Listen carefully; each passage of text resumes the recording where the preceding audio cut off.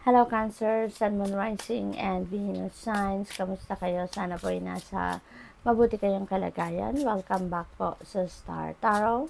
Kung bago kayo rito, welcome din kayo. Thank you sa inyong support.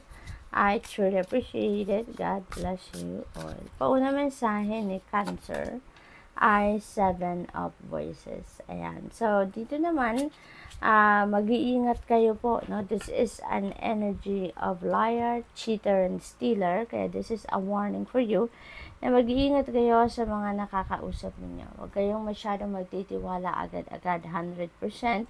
Be careful of the information na sinishare ninyo dito because you never know kung sino yung mapagkakatiwalaan dito at hindi.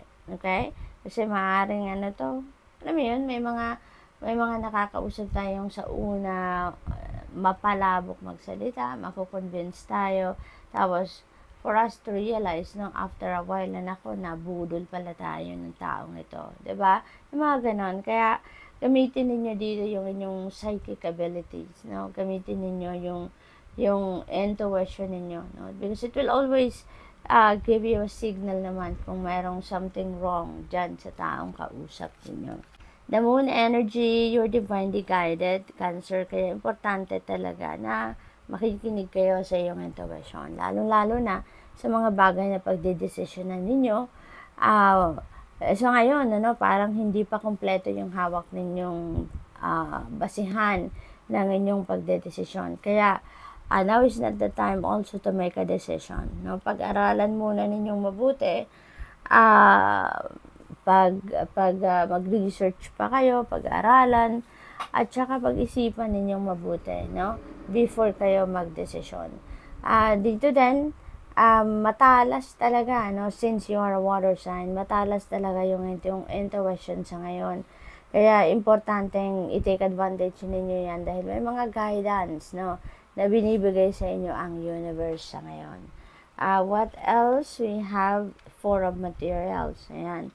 Pairalin ninyo dito ang inyong financial discipline. Pag-aralan mabuti on how you're going to manage your money.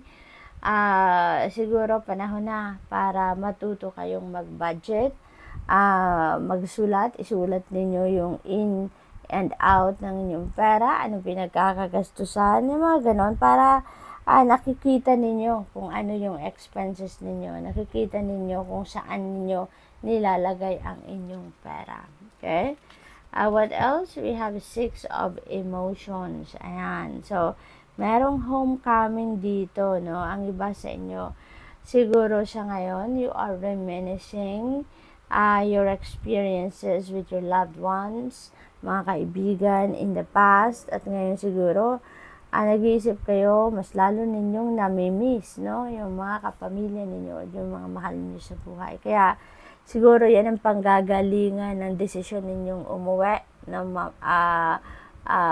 pasyalan, bisitahin ang inyong mga mahal sa buhay, no? So, travel is imminent dito for some of you. We have Two of Emotions. Ayan. So, this is, masaya to, no? Masaya. Kasi, ang iba sa inyo dito is going to meet a new person, no? You are going to enter a new partnership. At yung partnership na to, it could be anything. Maaring bagong kaibigan yan, maaring bagong relationship, no? A love, a romantic relationship, or maaring bagong business partnership, no? Ang papasukin ninyo dito. Ang bonus din dito, no, this is a beautiful partnership kasi you will be very supportive of each other. Magiging suportado ninyong bawat isa, nagtutulungan, walang hilahan pababa dito, bagkus talaga magtutulungan kayo para parehas kayong umangat. Yung ganon. Kung sa relationship naman, no, kung meron na kayong karelasyon at let's say meron kayong hindi pagkakaintindihan sa ngayon, kayo ay maaaring magkabati na. Kayo ay magkakausap na at mapapatch up nyo na yung anumang rough patch na pinagdadaanan ninyo. We have Four of Voices. Ayan. So, pahinga kayo, no? Cancer, magpahinga muna kayo, mag-rejuvenate, mag-recuperate kasi pagod na kayo. Yung isip ninyo, pagod, yung katawan, mata, diba, pagod kayo. Kaya kailangan ninyo na mag-replenish muna ng lost energy. Kailangan ninyo na magpahinga din at the same time dahil siguro kailangan din ninyo na mag-isip-isip, magmuni-muni, magnilay-nilay about the things that are happening sa buhay ninyo, no? Kasi kung busy nga kayo lagi, no, may lagi kayo may ginagawa, marami kayong iniisip, kaya hindi kayo makakapag-isip dyan ng maayos, no? Lalong-lalo na kung meron kayong pagdedesisyonan kasi busy kayo, maraming ginagawa ang inyong katawan, marami din yung pag-andar din, no, ng isip ninyo at hindi ninyo yan mabibigyan ng panahon yung kailangan ninyong mga bagay na pagdesisyonan. Kaya you really need to take a time out muna sa inyong ginagawa. So good luck. That's all I have for you for today. Thank you for watching. Love and light. Namaste. Hello, it's Scorpio, Sun, Moon, Rising, and Venus signs. Kamusta kayo? Sana po'y nasa mabuti kayong kalagayan. Welcome back po sa Star Tarot. Kung bago kayo rito, welcome din kayo. Thank you sa inyong support. I truly appreciate it. God bless you all.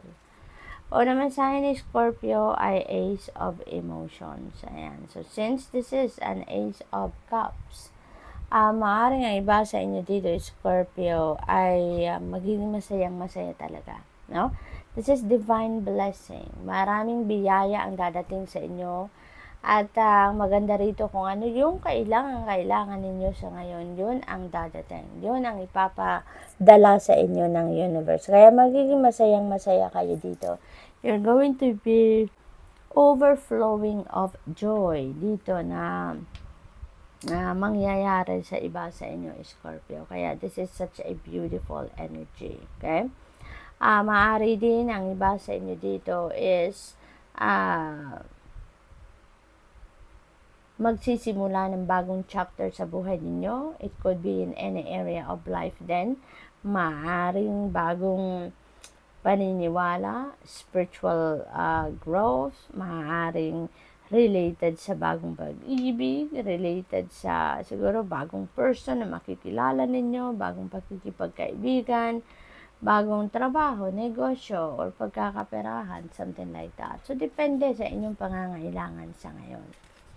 We have the Lovers, and this is, since na-mention ko kanina na bagong love and romantic relationship, so most likely, with the Lovers energy, ang iba sa inyo, if you were single, talaga naman siguro, sa ngayon ninyo makikilala, no? Ang bagong pag-ibig ninyo na ito, dito ninyo makikilala yung, ninyo dito, yung bagong maging boyfriend, girlfriend, or asawa. Possible na ganon. Possible din naman na meron ng ikakasal dito. Ang iba sa inyo, siguro magpapakasal na kayo, siguro magsisettle down na ang iba sa inyo dito, no? In marriage. We have 6 of Inspiration. Ayan. This is 6 of Wands. This is victory energy. Kaya, magkakaroon na kayo dito ng tagumpay, no? Magtatagumpay na kayo sa mga bagay na pinagtatrabahuan ninyo. Sa bagay na mga pinag-e-effortan ninyo, this is you going to reap the rewards of your hard work, no? Kung sa trabaho related ito, career related, napakaganda kasi maaring mabigyan kayo dito ng financial reward. Maaring mabigyan kayo dito ng pay raise, promotion, mga ganon, no? And you will be on the spotlight. Marami ng taong makakakilala sa inyo, marami ng taong makaka-recognize sa inyo, at saka yung trabaho ninyo mismo, marami na din na makaka-appreciate sa iyo. Kaya napakaganda rin. We have 8 of Emotions. Ayan. So, 8 of Cups. You're walking away from something, no? You're walking away from something dito that doesn't serve your highest good anymore. Hindi na ito yung ano ninyo, hindi na ito yung lugar kung saan kinabibilangan ninyo ngayon. Hindi na dito yung saya ninyo, hindi na dito ninyo nararamdaman yung tawag dito yung fulfillment, hindi na kayo masaya dito, in other words, sa kung saan man kayo naroon sa ngayon. Kaya you're going to decide to leave. You're going to decide to remove yourself from that situation because alam nyo, marami pa kayong magagawa. Alam ninyong talented kayo, skilled kayo, you're gifted. Kaya, ayaw ninyong tumigil na lang, no, sa kung nasaan man kayo ngayon because you know that you can do more. You know that mas mapapakinabangan pa ninyo at ng maraming tao yung talento, skills, at gifts ninyo. Kaya you are removing yourself from this energy, no? What else? We have Muse of Inspiration. Ayan. So, this is really beautiful, no? Kasi, maaring negosyo ang gagawin ng iba sa inyo dito. Maaring ang iba sa inyo dito is going to put up your own business. Siguro, mga home-based business or online, ano. At maganda rin dito kasi mag-i-inspire kayo ng maraming tao, no? Maraming tao ang nadodrawn towards you kasi nga very influential kayo, no? Very charismatic, napakalakas ng hatak ninyo sa mga tao. Kaya kung ano yung ginagawa ninyo, maraming tao, no, ang nai-inspire nyo agad, no? At maraming tao yung lumalapit sa inyo din para mag-offer ng tulong. Yung mga ganun ba? Kasi they like you, no? Gustuhin ka ng mga tao sa paligid ninyo. So, we also have Muse of Materials. Ayan. So, this is really beautiful energy, no? Kasi talagang papunta kayo sa tugatog ng tagumpay pagdating sa money, career, and finances. Sa Muse of Materials dito, kung hindi kayo very successful na nasa tugatog na kayo ng tagumpay pagdating sa inyong money, career, and finances, maaring kayo ay papunta na roon, no? Maaring kayo ay working on it na, kumbaga nandoon na kayo sa punto na maybe one step away na lang kayo at nandoon na kayo sa isang very successful na kalagayan or very successful na sitwasyon sa buhay, no? So, maaaring gano'n ang ganap dito ng iba sa inyo, Scorpio. Possible din, no, na may mga magagandang opportunities ang paparating sa inyo sa ngayon. Possible na meron ditong mga financial opportunities, offers for trabaho, career, o negosyo, or investment, no, napaparating sa inyo dito na eventually maghahatid sa inyo ng prosperity and abundance. So, good luck, Scorpio, and that's all I have for you for today. Thank you for watching. Love and light. Namaste. Hello, Pisces, Sun, Moon, Rising, and Venus signs. Kamusta kayo? Sana po nasa mabuti kayong kalagayan. Welcome back po sa Star Tarot. Kung bago kayo rito, welcome din kayo. Thank you sa inyong support. I truly appreciate it. God bless you all. Pisces, po na mensahe ninyo ay 8 of Voices. Ayan. So, siguro ang iba sa inyo dito, feeling trapped, feeling restricted kayo by someone or by something. Kaya feeling ninyo, wala kayong kapangyarihang gawin. Kung ano yung mga gusto ninyong gawin. Wala kang kapangyarihang i-pursue ang mga bagay na gusto mong i-pursue, no? And it's all siguro negative energies, negativity, negative thoughts, feelings, emotions. Maaaring ito lang din, yung humihila sa'yo pababa or humihila sa'yo pabalik. Maaaring walang taong involved dito, no, sa pakiramdam nyo na to. Maaaring hindi tao yung nagpe-prevent sa inyo dito na gawin ang mga bagay na gusto ninyong gawin. This could be your thoughts. This could be your negative thoughts, no? Siguro, nai-influensyahan din kayo ng mga sinasabi siguro ng mga ibang tao sa iyo. May mga negative comments. Maaaring yun din, no?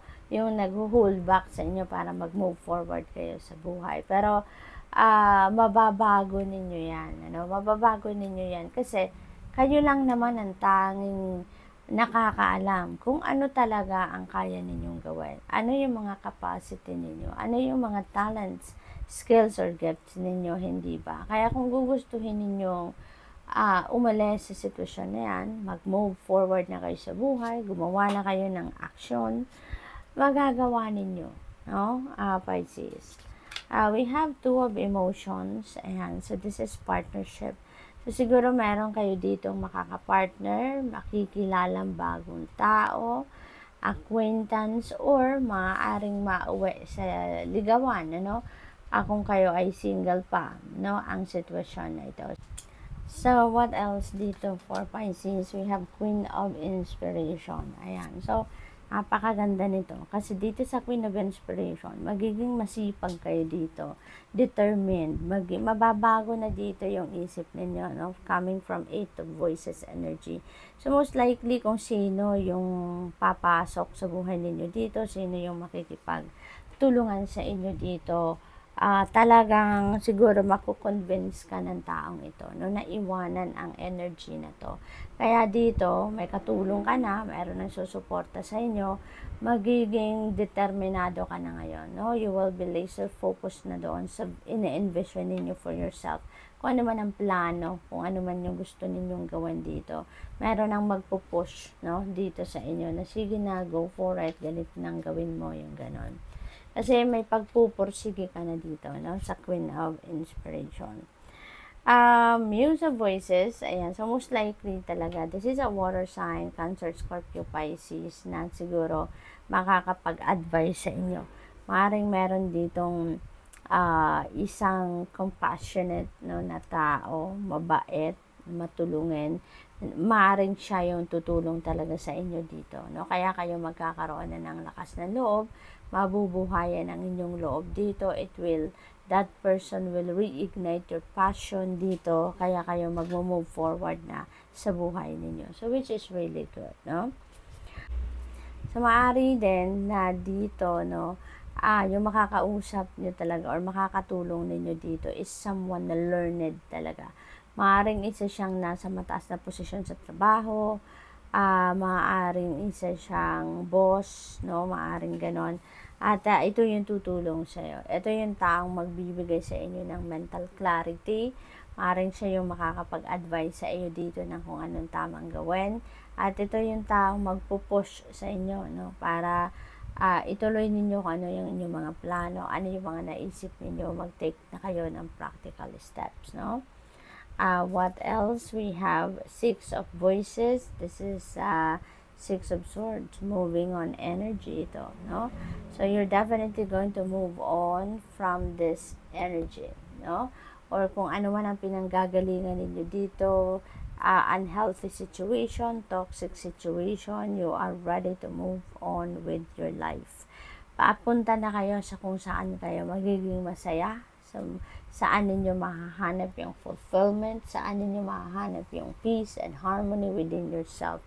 No? So, napakaganda nito. Unang-una, yung pagkakaroon pala ng lakas ng loob. No? Yun ang pinakamahalagang pagmumulan dito ng drive ninyo para makarating kayo sa kung ano man yung gusto ninyong marating. No? Magbabago dito ang inyong sitwasyon. This is also travel. No? So, maaaring iba sa inyo is going to relocate ngayon or maaaring magbabiyahe kayo. No? Magbabiyahe kayo for different reasons. 8 of Cups, you're definitely going to move on with your life. Okay? 6 of Voices, moving on sa 8 of Emotions then dito may iiwanan kayo dito, then may iiwanan kayo. So, definitely, iiwanan nyo talaga dito ang isang sitwasyon na alam ninyong hindi naman ito nakaka-support na ng inyong soul's growth. You are definitely going to remove yourself from whatever situation that is na hindi naman na hindi na nakakapagpasaya sa inyo or hindi na nakakatulong sa inyo in any way. So, good luck. That's all I have for you for today. Thank you for watching. Love and light. Namaste.